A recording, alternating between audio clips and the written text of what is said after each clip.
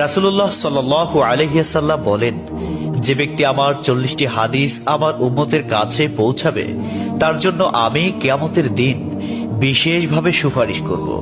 সুবহানাল্লাহ। নাম্বার 2, মানুষের মধ্যে যারা মৃত্যুকে বেশি করে স্মরণ করে এবং তার জন্য প্রস্তুতি নেয় তারাই সবচেয়ে বুদ্ধিমান। নাম্বার 3, প্রত্যেক জিনিসের জাকাত আছে, আর দেহের জাকাত হচ্ছে রোজা। নাম্বার 4, যে তার সময় আল্লাহর জন্য ব্যয় করে না তার জন্য জীবন অপেক্ষা মৃত্যু শ্রেয়।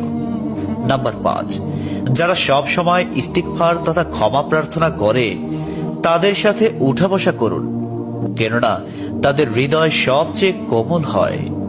নাম্বার 6, তুমি যত সিজদা দিবে আল্লাহ তত গুনাহ তোমার মাফ করে দিবেন। সুবহানাল্লাহ। নাম্বার 7, সূরা ফাতিহা প্রায় 1000 রোগের ওষুধ।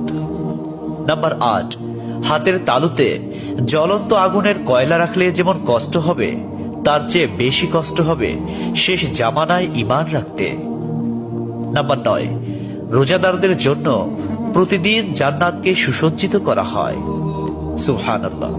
নাম্বার 10, রাসূল সাল্লাল্লাহু আলাইহি ওয়াসাল্লাম বলেছেন, কিয়ামতের দিন সব নবীর চেয়ে আমার উম্মতের সংখ্যা বেশি হবে এবং আমি সর্বপ্রথম জান্নাতের দরজা খুলব। সহিহ মুসলিম, হাদিস নম্বর 196। 11, যে ব্যক্তি রোজা রাখা অবস্থায় মারা যাবে আল্লাহ তাকে কিয়ামত পর্যন্ত সকল রোজার সওয়াব দান করবেন। সুবহানাল্লাহ।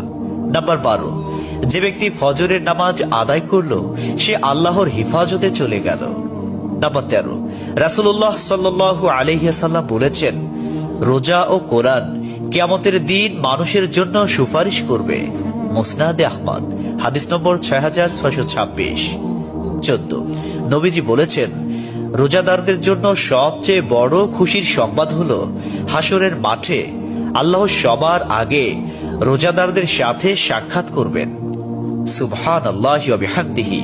15, যখন রমজান আসে তখন জান্নাতের দরজাসমূহ খুলে দেওয়া হয়। 16, রাসূলুল্লাহ সাল্লাল্লাহু আলাইহি ওয়াসাল্লাম বলেন, যখন কোনো বান্দা আল্লাহর দিকে দুটি হাত উঠায় তখন তিনি তা ব্যর্থ বা শূন্য ভাবে ফিরিয়ে দেন না। তিরমিজি, হাদিস নম্বর 502।